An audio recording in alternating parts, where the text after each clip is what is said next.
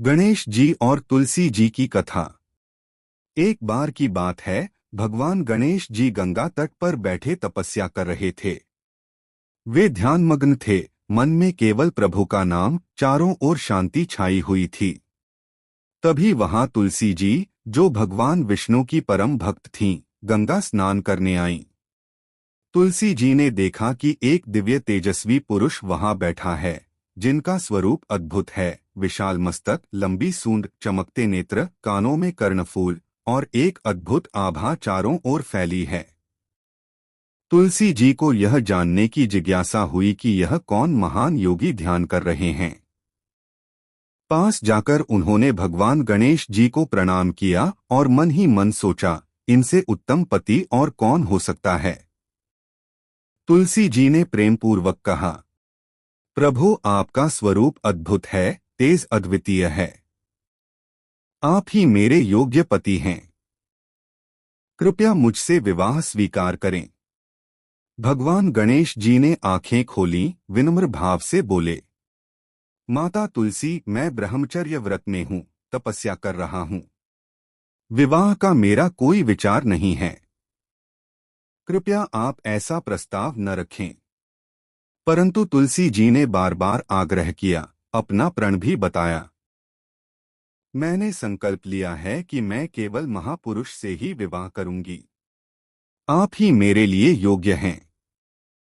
गणेश जी ने फिर मना किया और कहा, यह उचित नहीं है। आपका विवाह निश्चित ही भगवान विष्णु के भक्त शंखचूड़ जैसे धर्मात्मा से होगा, पर मुझसे नहीं।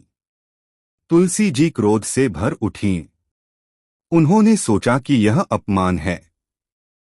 क्रोधित होकर उन्होंने गणेश जी को शाप दे दिया।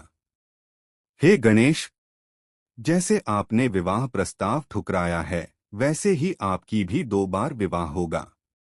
गणेश जी भी शांत नहीं रहे, उन्होंने भी तुलसी जी को शाप दिया। हे तुलसी, तुम जिस पर इतनी गर्व करती हो, अब तुम्हारा विवाह भी राक्षस शंखचूड़ से होगा। और चूंकि तुमने मुझे तप के बीच विचलित किया है, तुम भी अब एक स्थान विशेष पर ही पूजित होगी। तुम्हारा उपयोग पूजा में होगा, पर मेरी पूजा में तुम्हें वर्जित किया जाएगा। शाप देने के बाद दोनों को अपने किए का पछतावा हुआ। तुलसी जी ने भगवान से क्षमा मांगी, गणेश जी ने भी समझाया, तुलसी, तुम वास्तव में पवित्र हो। तुम्हारी महिमा युगों युगों तक रहेगी। भगवान विष्णु की पूजा में तुम प्रधान बनोगी, पर मेरी पूजा में तुम्हारा उपयोग निषेध रहेगा।